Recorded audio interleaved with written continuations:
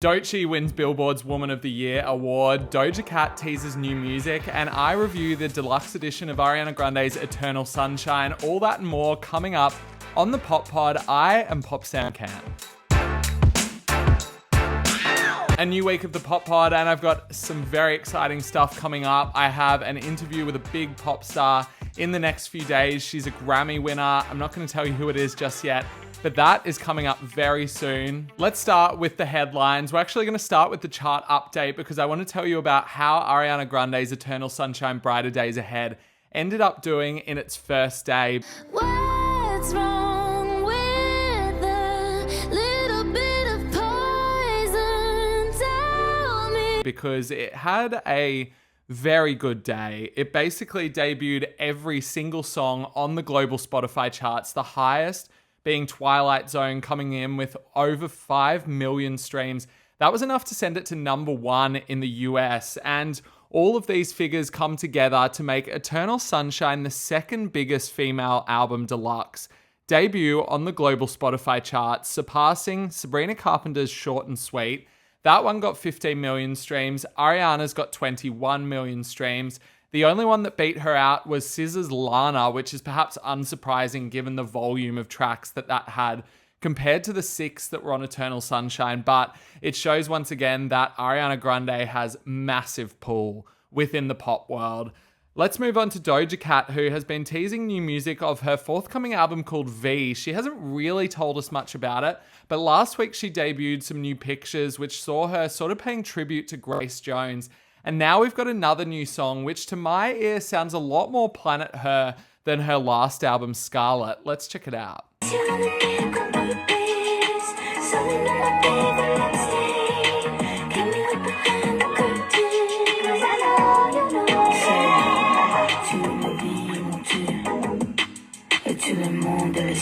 Doechii has taken home the Woman of the Year award for Billboard, and she's given a pretty stirring speech. We are the creatives, we are the executives, and we are the innovators who are just as central to this industry as the men. Clock it! And I want everybody to hear me clearly when I say that it is not a button, it is our brains. It is not a machine, it is our leadership. It is not a conspiracy, it is our vulnerability. And it is not an agenda, it's God.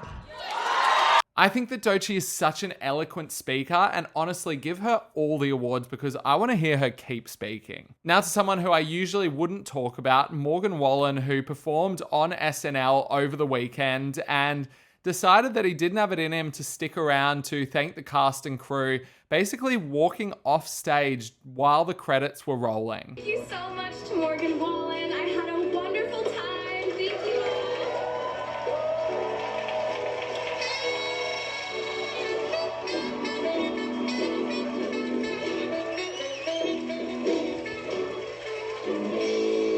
He then posted an Instagram story that said that he was excited to go back to God's country, obviously not enjoying his time in New York on SNL.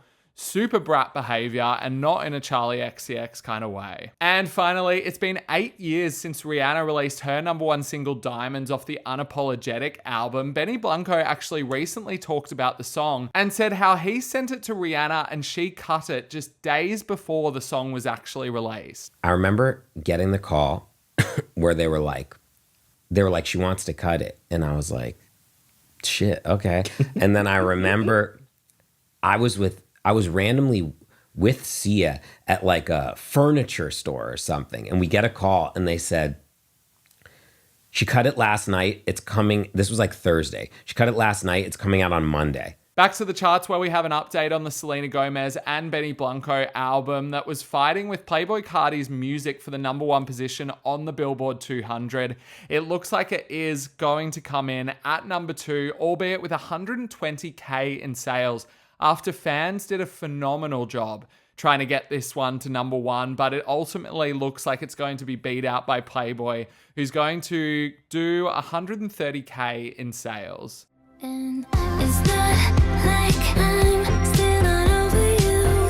It's so strange, 'cause I never do, not that I miss you. Let's get on to the main part of the podcast where I want to talk about Ariana Grande's Eternal Sunshine, Brighter Days Ahead. I specifically want to talk about, is Brighter Days Ahead one of the best deluxes that we've ever gotten? Mean what I say what I mean. Not one to play, I am as you see. I basically got used to not being excited for deluxe editions because they always just felt slight and kind of inessential to me. There was a point at which pop stars started following the rap kind of trend of dropping deluxes just a couple days after the original album was released, and it always just felt like a bunch of offcuts to me designed to boost sales. I particularly felt that way about Ariana Grande's Positions, where apart from maybe one song, Test Drive, I just felt like it was so short and so slight and added nothing extra to the album. And in my opinion, apart from boosting sales, I think that actually detracts from the album in general because it just dilutes the potency of the original album as a whole, because now you have 3 or 4 tracks that just do not need to be there. But in the last couple months, I guess even, there's been a major switch up in that. We obviously got SZA's Lana, which is more of a standalone album than a deluxe edition, honestly. It's an excellent record. We also got Sabrina Carpenter's Short and Sweet Deluxe, which I thought was really good as well. We got the Gracie Abrams The Secret of Us Deluxe, which gave her biggest hit, That's So True. And it feels like we're back in the era of deluxes being extremely important.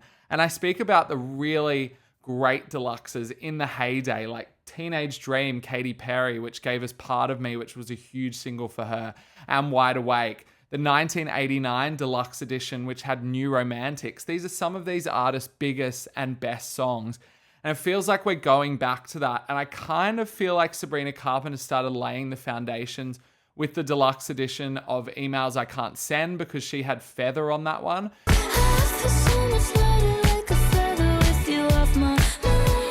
Which kind of kickstarted this whole like big glow up for Sabrina.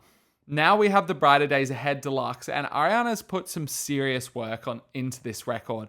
Not only is there a film that accompanies it that is really kind of stirring work going off the back of the We Can't Be Friends video, but these are 6 songs that to me feel like some of her best work in a while. And they also feel so cohesive to the world of Eternal Sunshine. To me, Eternal Sunshine had this kind of like weightlessness to it. Like it was this really pretty sounding but not forced and not rushed project, and these 6 songs do that exact same thing, but maybe like mine into that warmth of the original record even more. From the second you start with Intro End of the World, which was one of my favorite sort of melodies on the original, you're just right back in that zone with the extended edition. How can I tell if I'm in the right relationship? Aren't you really supposed to know that shit? Feel it in your bones and own that shit. I don't know. And then she hits us with Twilight Zone, which is such a good track. It's got that like beautiful Max Martin 80s-esque production, which is exactly where I want to hear Ariana. It picks up from the sound of We Can't Be Friends, but I think is way less immediate and kind of takes its time a lot more. The vocal layering, the vocal production actually across the whole deluxe record is incredible and just testament to how good Ariana has become as not only a vocalist, but a producer as well. That's obviously going to be the main single off the record. It's not my favorite off the deluxe, but I do think it's a very strong track. And from there, it just keeps getting more warm, more enveloping. Obviously with the track called Warm, which to me gives like 90s Janet Jackson, almost together again sort of vibes. That is nice to unravel. These are the trouble. Happy ones tonight. 'Cause it's warm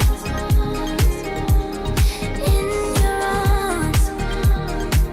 With this house-esque beat that Max Martin has done a phenomenal job on. And I just like that Ariana doesn't take it in a like typical pop direction and just give us this massive like tear the house down sort of chorus. She really takes her time and elongates it, and that's kind of a word that you can use for this whole record in general. And I like that thematically these tracks go between her new love and also letting go of her old love. And that's particularly true of a song called Past Life. Always wonder what would happen if I let you lose me. Always wonder what would happen if I let myself need more. Which I think is, if not the best, one of the best songs from this whole era. Goes back into that R&B mode that she gives us, particularly in the top half of Eternal Sunshine, and really delves into the sort of themes that she brings up on the We Can't Be Friends video, which is about sort of being okay with leaving a memory as part of a life that you're no longer really attached to anymore. And that's like where the Eternal Sunshine of the Spotless Mind references come in as well. And I really like the way that she portrays it with this song. I just think that the lines that she delivers just have such a potency to it. The lyrics actually across this whole thing are super impressive, but I particularly love it on this song where she sings, the opening line I think is brilliant. Woke up with a ghost by my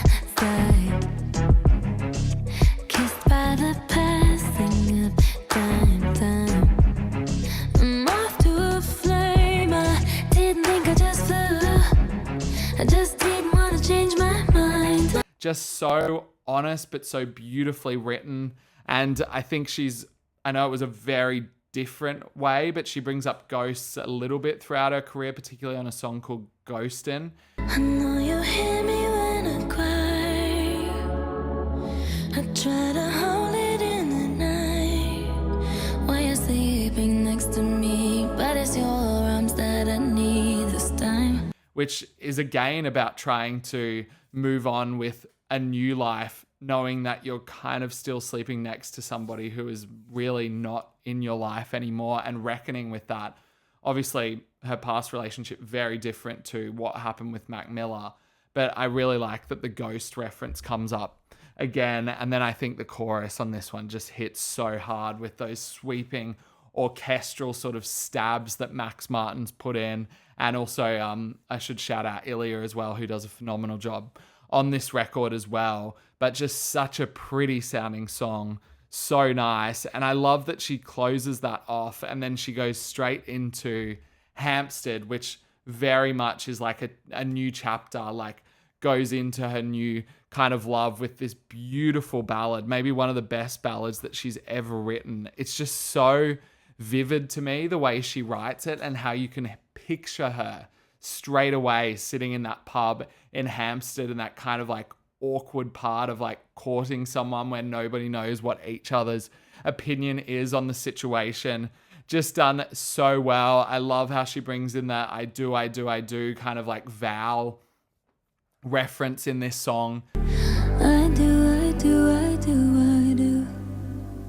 The way that she closes this chapter on this song couldn't have been more perfect. I personally wasn't a fan of the closer of Eternal Sunshine, Ordinary Things. Like, I thought the Nonna bit was sweet, but like as a song, it felt so slight and it didn't have that kind of uplift that she delivered on so many other times on the album, even on Intro End of the World as well. Like, she opens it in such a sweeping, grandiose way.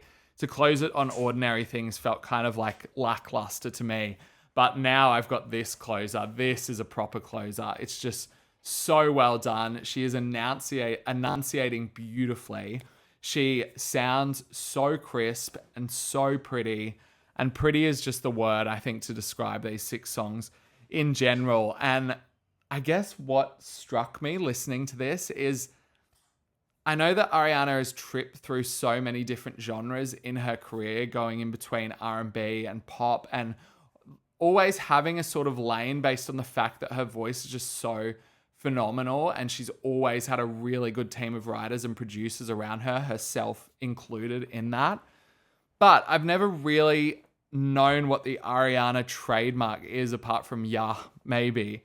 And on this, it just makes so much sense to me that since she's started really digging into her vocal production and really like being very pedantic with how she sounds, I think that she has really carved this lane. And now I get it, that Eternal Sunshine sounds more uniquely Ariana than any album that she's ever released. Like, it's just got such a distinct mood to it that I can't think of a single other pop star that could tap into this kind of lane. Actually, the only one I was kind of thinking of as a parallel is Carly Uchis, who dropped a song, Sunshine and Rain, last week as well, who manages to conjure this kind of atmosphere as well. But still, Ariana takes it maybe even further into the heavens just because of what her voice can do when it's in the higher register.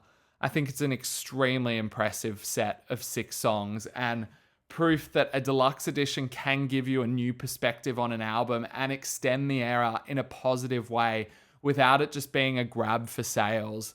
Truly impressive work. I am interested to know what your thoughts are on this deluxe edition of the album. What's your favorite tracks? Do you think that it adds to the album? Should she have just left it on the cutting room floor? Let me know in the comments, DM me, wherever you can find me. I'm on TikTok and Instagram, and all the details for that are in the show notes.